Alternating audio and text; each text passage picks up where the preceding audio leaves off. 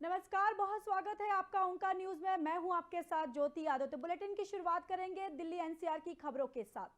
दिल्ली शराब नीति केस में गिरफ्तार मनीष सिसोदिया को सीबीआई राउज एवेन्यू कोर्ट में पेश करेगी, जहां उन्हें जुडिशियल कस्टडी में भेजा जा सकता है। बता दें कि 4 मार्च को कोर्ट ने सिसोदिया की सीबीआई रिमांड 2 दिन के लिए बढ़ा दी थी, जो आज पूरी हो रही है। हालांकि सीबीआई ने कोर्ट से 3 दिन के लिए उनकी कस्टडी मांगी थी। वहीं सिसोदिया की जमानत याचिका पर कोर्ट 10 मार्च को दोपहर 2 बजे फैसला सुनाएगा और सीबीआई ने उन्हें 26 फरवरी को गिरफ्तार किया था। वहीं 27 फरवरी को उनकी कोर्ट में पेशी हुई है। यहां से सिसोदिया को 5 दिन की सीबीआई रिमांड पर भेजा गया था, जहां 3 मार्च को सिसोदिया ने निचली अदालत में जमानत याचिका दाखिल की थी। इस याचिका में उन्होंने लिखा कि सीबीआई की पूछताछ में उन्होंने सहयोग किया है और जब भी उन्हें बुलाया गया वे आए हैं। उन्होंने दलील दी कि उन्हें कस्टडी में रखने के पीछे अब कोई वाजिब कारण नहीं है, क्योंकि सारी रिकवरी तो सीबीआई कर चुकी है। और वही सिसोदिया की कस्टडी बढ़ाने पर 4 मार्च को दिल्ली के सीएम केजरीवाल ने कर्नाटक के दावणगेरे से निशाना साधा था। केजरीवाल ने कहा कि बीजेपी के एक नेता का बेटा 8 करोड़ रुपए के साथ पकड़ा गया, लेकिन उनकी गिरफ्तारी भी नहीं हुई और हो सकता है कि बीजेपी उसके अगले साल पद्म भूषण भी दे दे। 8 करोड़ रुपए उसके घर से मिले और गिरफ्तार मनीष सिसोदिया को क्या? मनीष सिसोदिया के घर पर छापेमारी के दौरान कुछ नहीं मिला।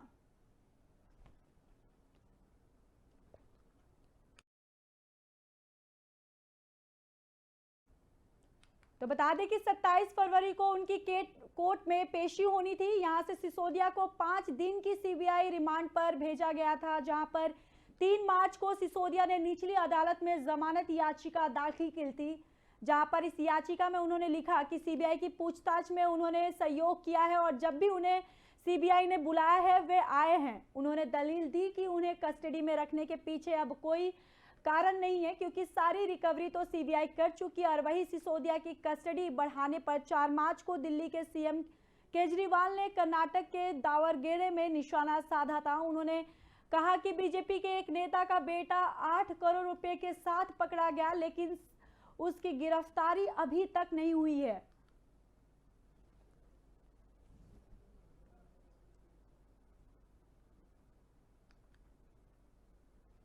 तो वहीं दिल्ली में वाहनों को रोकने के लिए बता दें कि प्रदूषण पर और शिकंजा कसना जा रहा है, जहां पर वायु गुणवत्ता में सुधार के लिए लिहाजा दिल्ली सरकार के परिवहन विभाग ने सार्वजनिक सूचना जारी कर सभी वाहन मालिकों से वैध प्रदूषण नियंत्रण प्रमाण पत्र रखने के लिए कहा है। नियमों का उल्लंघन करने पर वाहन मालिकों पर 10,000 रुपए का जुर्माना या 3 महीने की जेल या दोनों हो सकते हैं। इस दौरान वह वाहन मालिकों को लाइसेंस रखने के लिए भी अयोग्य माना जाएगा। नोटिस में कहा गया कि कोई भी ई वाहनों के अलावा 1 साल से अधिक पुराने सभी पंजीकृत वाहनों के लिए पीयूसी जरूरी है। अगर इस दौरान वाहनों की प्रदूषण जांच नहीं कराई जाती है तो उन पर परिवहन विभाग की टीमें कार्रवाई करेंगी और इसके लिए दिल्ली के प्रदूषण जांच केंद्रों से जांच करवाने के निर्देश भी दिए गए हैं। साथ ही सभी वाहन मालिकों से वैध पीयूसी रखने के निर्देश दिए गए हैं। तो परिवहन विभाग की तरफ से ये सख्त एक्शन लिया जा रहा है, जहां पर बताते चले कि गुणवत्ता में सुधार के लिहाजे से दिल्ली सरकार के परिवहन विभाग ने सार्वजनिक सूचना जारी कर सभी वाहन मालिकों से अवैध प्रदूषण नियंत्रण प्रमाण पत्र रखने के लिए कहा है। नियमों का उल्लंघन करने पर वाहन मालिकों पर 10,000 रुपए का जुर्माना या 3 महीने की जेल या दोनों चीजें हो सकती हैं, ऐसा उनका कहना है। और साथ ही साथ उन्होंने बताया कि मालिकों को लाइसेंस रखने के लिए भी अयोग्य माना जाएगा। नोटिस में कहा गया है कि ये वाहनों के लिए अलावा 1 साल से अधिक पुराने सभी पंजीकृत वाहनों के लिए पीयूसी जरूरी है। अगर इस दौरान वाहनों की प्रदूषण जांच नहीं करवाई जाती है तो उन पर परिवहन विभाग की टीमें कार्रवाई करेंगी।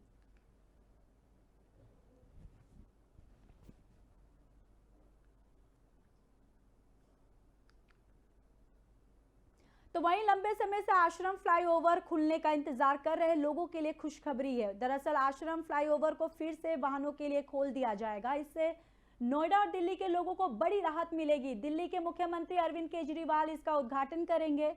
इन सबके बीच पीडब्ल्यूडी ने इस राहत में भी शुरू करने की योजना बनाई है कि फ्लाईओवर पर स्ट्रीट लाइट का काम सोमवार तक पूरा कर दिया जाएगा और अगर ऐसा नहीं किया जा सका तो हर हाल में इसे जनता के उपयोग के लिए खोल दिया जाएगा।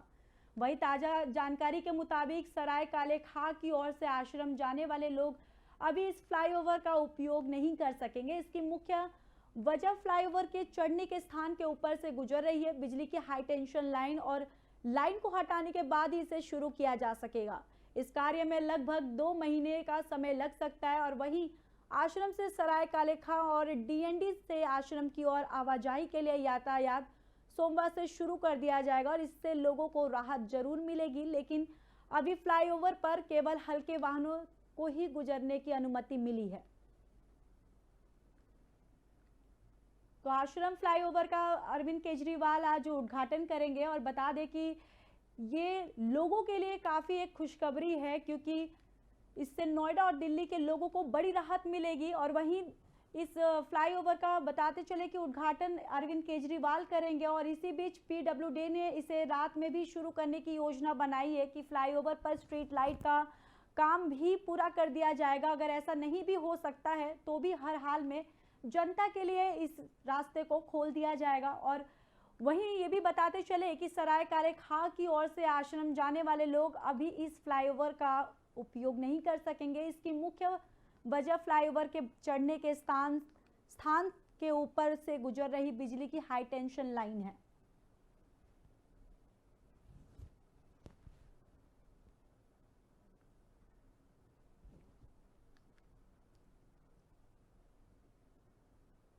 तो बढ़ते अगली खबर की ओर। दिल्ली के जहांगीरपुरी से बी ब्लॉक में अचानक कार में आग लग गई। आपको बता दें कि राहगीरों का कहना है कि पीछे से आ रहे लोगों ने कार में बैठे व्यक्ति को बताया कि कार के बैक साइड से धुआं निकल रहा है और आनन फानन में ड्राइवर कार से बाहर निकला, जहां कार से ड्राइवर के निकलते ही आग कहर तेज हो गया है। और वहीं तुरंत दमकल विभाग को सूचना दी गई है। दमकल विभाग की एक गाड़ी मौके पर पहुंची और आग पर काबू पाया गया, लेकिन तब तक कार पूरी तरह से जलकर खाक हो गई। गनीमत ये रही कि कार में बैठे व्यक्ति समय रहते बाहर निकल आया और आग लगने की वजह अभी तक साफ नहीं हो पाई है। वहीं बताते चले कि गर्मियां शुरू होते ही कार में आग लगने की घटनाएं भी सामने आने लगती हैं और ऐसे में जरूरत है कि वाहन चालक समय रहते अपने वाहनों की सीएनजी किट की समय समय पर जांच कराए, ताकि कोई भी शख्स हादसे का शिकार ना हो।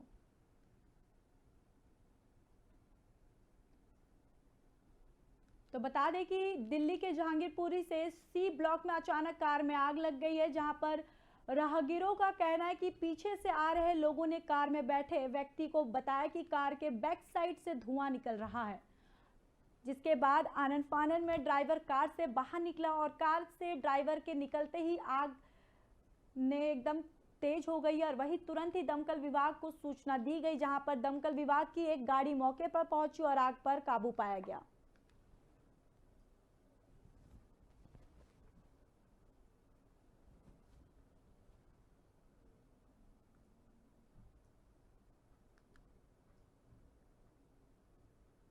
तो वहीं नोएडा के सेक्टर 20 में पुलिस और साइबर आईटी सेल ने फॉरेन नेशनल के फ्रॉड गैंग का पर्दाफाश करते हुए एक भूटानी और 5 नाइजीरिया नागरिक गिरफ्तार किए हैं। ये विदेशी ठग ऑनलाइन दोस्ती करते थे और फिर विश्वास जीतकर कस्टम चेकिंग के दौरान विदेशी मुद्रा लाने के नाम पर पकड़े जाने की फर्जी कहानी तैयार करते थे और फिर अपने जाल में फंस गई महिला को कस्टम की ओर से पकड़े गए व्यक्ति को छुड़ाने के एक नाम पर कस्टम ड्यूटी के रूप में ठगी करते थे। पुलिस ने इन लोगों के कब्जे से 3 लैपटॉप, 17 मोबाइल फोन, 40,000 नकदी और 3 पासपोर्ट भी बरामद किए हैं। वही एडिशनल डीसीपी ने बताया कि इन लोगों का एक संगठित गिरोह है जो मूल रूप से नाइजीरिया देश के निवासी है, जो साल 2021 में पढ़ाई और इलाज के वीजा पर आए थे। इनके वीजा की समय अवधि 6 महीने बाद खत्म हो चुकी है। आरोपियों ने अलग अलग डेटिंग ऐप के इस्तेमाल कर अपनी फेक प्रोफाइल तैयार की है, खुद को प्लास्टिक सर्जन और भारत का मूल निवासी बताकर महिलाओं से मित्रता की और अपराधियों के खातों से मिली करीब 1,25,000 रुपए की राशि को फ्रीज किया है।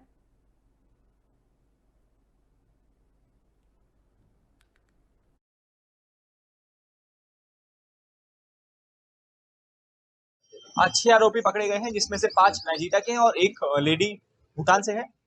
ये लोग लड़कियों को कन्विंस करके कि वो विदेश में रहते हैं और अच्छा पैसा कमाते हैं, और उसके बाद भारत देश में जब आए हैं तो काफी कैश लेके आए हैं ऐसा क्लेम करते थे, और क्योंकि काफी कैश लेके आए हैं तो उनको कस्टम अथॉरिटीज ने रोका बाहर, और उस पैसे को छुड़ाने के लिए ये लोग इंडियन रुपी में कैश की डिमांड करते थे। जो भूटानी लड़की है वो कस्टम ऑफिसर बन के यहाँ की लड़कियों से हिंदी में बात करती थी और उन्हें कन्विंस करती थी कि आप पैसे दे तो ये जो अमाउंट कैश लाए हैं जो यूरोज में होता था आमतौर पे उसको फ्री हो सकेगा। तो आमतौर पे इस पे 50 से 60 हजार रुपए एक व्यक्ति से। होली और शबे बारात त्योहार को देखते हुए गौतम बुद्ध नगर में अलर्ट घोषित किया गया और धारा 144 भी लागू की गई है। सभी जोन अधिकारी पुलिस बल के साथ जोन में होलिका दहन वाली जगहों, मुख्य बाजारों और भीड़ वाली जगहों पर पैदल मार्च करते हुए सुरक्षा व्यवस्थाओं पर परख रहे हैं और लोगों से त्योहार को सौहार्द और शांतिपूर्वक मनाने के साथ साथ सुरक्षा व्यवस्था के मद्देनजर पुलिस का सहयोग करने की भी अपील कर रहे हैं। पुलिस आयुक्त ने पैदल मार्च कर अपनी टीम के साथ सुरक्षा व्यवस्था का जायजा लिया और गांव में जाकर लोगों के साथ मीटिंग भी की और त्योहारों को शांतिपूर्वक संपन्न कराने की लोगों से अपील की है। जेवर में पुलिस बल के साथ पैदल मार्च करते हुए सुरक्षा व्यवस्था का जायजा लिया गया। पैदल मार्च के दौरान आम लोगों से पुलिस कार्यप्रणाली को लेकर फीडबैक भी लिया गया। इस दौरान उन्होंने लोगों से कहा कि होली और शबे बारात पर अगर किसी ने विवाद किया तो पुलिस प्रशासन ऐसे लोगों के खिलाफ सख्त कानून कार्रवाई करेगी और साथ ही पुलिस बल भी क्षेत्र में तैनात रहेगा। तो बता दें कि होली और शबे बारात को देखते हुए पुलिस प्रशासन अलर्ट हो गया है और साथ ही साथ बता दें कि अलर्ट घोषित किया है और धारा 144 भी जारी कर दिया है। वहीं सभी जोन के अधिकारी पुलिस बल के साथ जोन में होलिका दहन वाली जगहों पर, मुख्य बाजारों और भीड़ वाली जगहों पर पैदल मार्च करते हुए सुरक्षा व्यवस्थाओं का जायजा लिया और लोगों से त्योहारों को सौहार्द और शांतिपूर्वक मनाने के साथ साथ सुरक्षा व्यवस्था के मद्देनजर पुलिस का सहयोग करने की भी अपील की। पुलिस आयुक्त ने पैदल मार्च कर अपनी टीम के साथ सुरक्षा व्यवस्था का जायजा लिया और गांव में जाकर लोगों के साथ मीटिंग भी की और त्योहारों को शांतिपूर्वक संपन्न कराने की लोगों से अपील की और साथ ही साथ जेवर में पुलिस बल के साथ पैदल मार्च करते हुए सुरक्षा व्यवस्था का जायजा लिया गया और पैदल मार्च के दौरान आम लोगों से पुलिस कार्यप्रणाली को लेकर फीडबैक भी लिया गया। इस दौरान उन्होंने लोगों से कहा कि होली और शबे बारात पर अगर किसी ने विवाद किया तो पुलिस प्रशासन ऐसे लोगों के खिलाफ सख्त कानून कार्रवाई करेगी और साथ ही पुलिस बल भी क्षेत्र में तैनात रहेगी।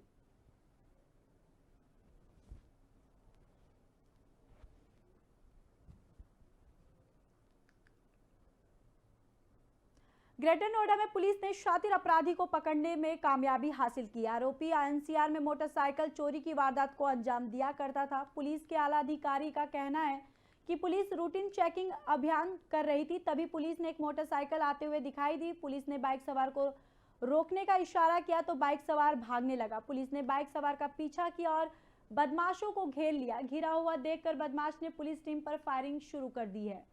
वहीं पुलिस की तरफ से जवाबी कार्रवाई की गई है, जिसमें पुलिस की गोली लगने से बदमाश घायल होकर जमीन पर गिर गया है और जिसे दौड़कर पुलिस ने गिरफ्तार कर लिया है। वहीं पकड़े गए बदमाश की पहचान बुलंदशहर निवासी के तौर पर हुई है।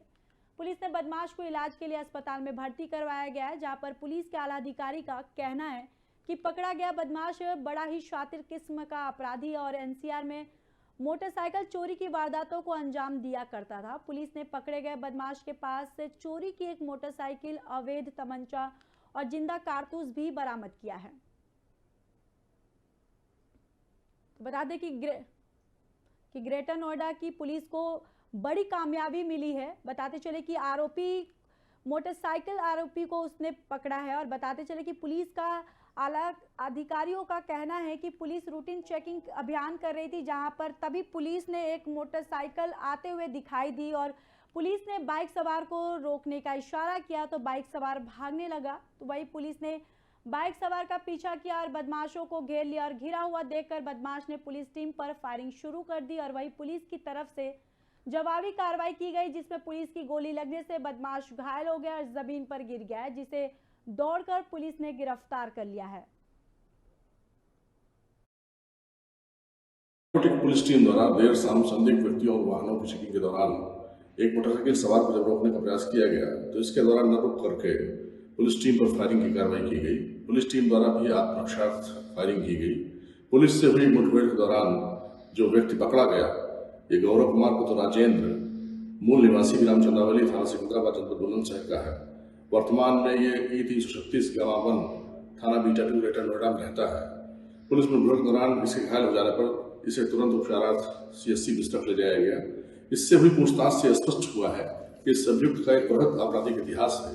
जनपद गौतम बुद्ध नगर में इसके विरुद्ध कई मुकदमे पंजीकृत हैं। पूर्व में इसके विरुद्ध एक मोटरसाइकिल चोरी का मुकदमा थाना कोटेक 3 में पंजीकृत है।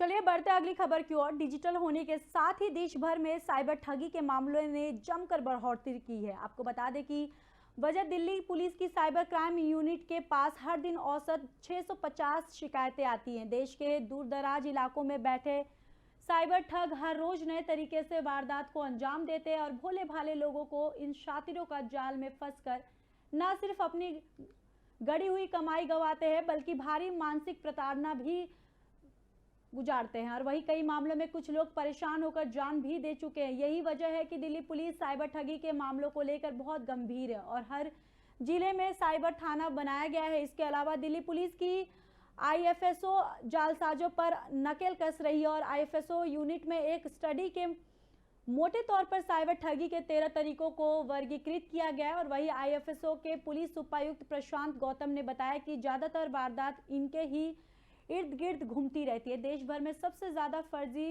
वेबसाइट बनाकर नौकरी दिलाने का झांसा देकर ठगी की जाती है। तो लगातार साइबर ठगी के मामले में बढ़ोतरी हो रही है, जहां पर बता दें कि इसकी वजह से हर दिन 650 शिकायतें आती रहती हैं। देश के दूरदराज इलाकों में बैठे साइबर ठग हर रोज नए तरीके से वारदात को अंजाम देते हैं और भोले भाले इंसान को अपने जाल में फंसाकर उनकी कमाई को वही बताते चले कि बल्कि भारी मानसिक भी प्रताड़ना से इंसान गुजरता है। और वही कई मामलों में कुछ लोग परेशान होकर जान भी दे चुके हैं। यही वजह है कि दिल्ली पुलिस साइबर ठगी के मामलों को लेकर बहुत गंभीर और हर जिले में एक साइबर थाना बनाया गया है। और इसके अलावा दिल्ली पुलिस की IFSO जालसाजों पर नकेल कस रही है।